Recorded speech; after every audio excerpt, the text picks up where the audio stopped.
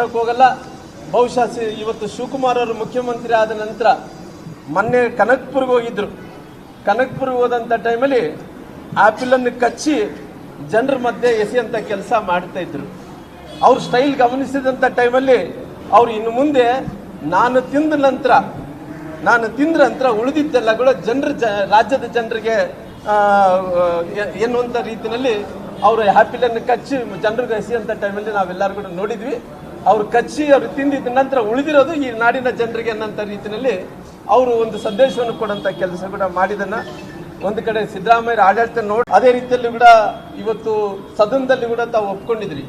ಗೃಹಲಕ್ಷ್ಮಿ ಯೋಜನೆಯಲ್ಲಿ 2 ತಿಂಗಳಾಯ್ತು, ಇಲ್ಲಿ ತನಕ ಕೂಡ 5,000 ಕೋಟಿ ರೂಪಾಯಿ ಹಣವನ್ನು ಕೊಟ್ಟಿಲ್ಲ ಅನ್ನೋಂಥ ಮಾತನ್ನು ಕೂಡ ತಾವು ಒಪ್ಕೊಂಡಿರೋ ಕಾರಣ ಯಾರು ಗೃಹಲಕ್ಷ್ಮಿ ಅಂದ್ರಿಗಲ್ಲ, ಯಾವ ಲಕ್ಷ್ಮಿಗೆ ಕೊಟ್ಟಿದ್ದಾರೋ ಗೊತ್ತಿಲ್ಲ ಆಗಲಿ, ಇಲ್ಲಿ ಜನರಿದ್ದಂಥ ಲಕ್ಷ್ಮಿಗಂತೂ ಹಣ ಬಂದಿಲ್ಲ ಅನ್ನೋಂಥ ಮಾತನ್ನು ಕೂಡ ನಾನು ಹೇಳಬೇಕಾಗುತ್ತೆ.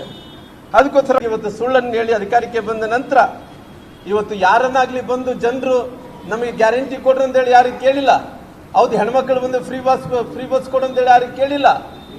ಆದರೆ ಕೂಡ ನಿಮ್ಮ ಸ್ವಾರ್ಥ ಸಲುವಾಗಿ ಇವತ್ತು ಕೊಟ್ಟು ಪುನಃ ಪರಿಷ್ಕರಣೆ ಮಾಡೋಕ್ಕೇನು ಹೊಂಟಿದ್ರು, ತಾವು ಬಂದ್ ಮಾಡೋಕ್ಕೇನು ಕೊಟ್ಟಿದ್ರು, ಈ ರಾಜ್ಯದ ಹೆಣ್ಮಕ್ಳ ಮುಂದೆ ಮಹಿಳೆಯರ ಮುಂದೆ ತಾವು ಕ್ಷಮೆಯಾಚನೆಯನ್ನು ಮಾಡಬೇಕನ್ನೋಂಥ ಒತ್ತಾಯವನ್ನು ಕೂಡ ನಾನು ಮಾಡೋಂಥ ಕೆಲಸ ಮಾಡ್ತೀನಿ.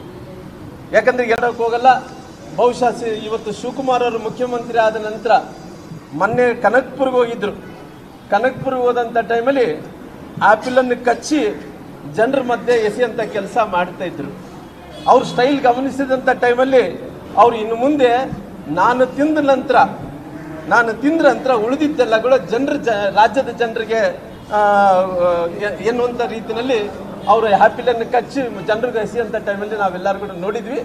ಅವ್ರು ಕಚ್ಚಿ ಅವ್ರು ತಿಂದಿದ್ದ ನಂತರ ಉಳಿದಿರೋದು ಈ ನಾಡಿನ ಜನರಿಗೆ ಅನ್ನೋಂಥ ರೀತಿಯಲ್ಲಿ ಅವರು ಒಂದು ಸಂದೇಶವನ್ನು ಕೊಡೋಂಥ ಕೆಲಸ ಕೂಡ ಮಾಡಿದನ್ನ ಒಂದು ಕಡೆ ಸಿದ್ದರಾಮಯ್ಯ ಆಡಳಿತ ನೋಡಿ, ಅದೇ ರೀತಿಯಲ್ಲಿ ಕೂಡ ಇವತ್ತು ಸದನದಲ್ಲಿ ಕೂಡ ತಾವು ಒಪ್ಕೊಂಡಿದ್ರಿ.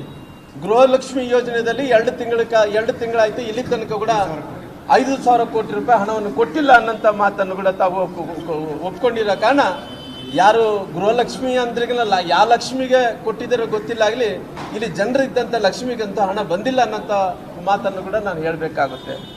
ಅದಕ್ಕೋಸ್ಕರ ಇವತ್ತು ಸುಳ್ಳನ್ನು ಹೇಳಿ ಅಧಿಕಾರಕ್ಕೆ ಬಂದ ನಂತರ ಇವತ್ತು ಯಾರನ್ನಾಗಲಿ ಬಂದು ಜನರು ನಮಗೆ ಗ್ಯಾರಂಟಿ ಕೊಡ್ರಿ ಅಂತೇಳಿ ಯಾರಿಗೆ ಕೇಳಿಲ್ಲ. ಹೌದು, ಹೆಣ್ಮಕ್ಳು ಬಂದು ಫ್ರೀ ಬಸ್ ಕೊಡು ಅಂತೇಳಿ ಯಾರಿಗೆ ಕೇಳಿಲ್ಲ. ಆದರೆ ಕೂಡ ನಿಮ್ಮ ಸ್ವಾರ್ಥ ಸಲುವಾಗಿ ಇವತ್ತು ಕೊಟ್ಟು ಪುನಃ ಪರಿಷ್ಕರಣೆ ಮಾಡೋಕ್ಕೇನು ಹೊಂಟಿದ್ರು, ತಾವು ಬಂದ್ ಮಾಡೋಕ್ಕೇನು ಕೊಟ್ಟಿದ್ರು, ಈ ರಾಜ್ಯದ ಹೆಣ್ಮಕ್ಳ ಮುಂದೆ ಮಹಿಳೆಯರ ಮುಂದೆ ತಾವು ಕ್ಷಮೆಯಾಚನೆಯನ್ನು ಮಾಡಬೇಕನ್ನೋಂಥ ಒತ್ತಾಯವನ್ನು ಕೂಡ ನಾನು ಮಾಡೋಂಥ ಕೆಲಸ ಮಾಡ್ತೀನಿ. ಯಾಕಂದ್ರೆ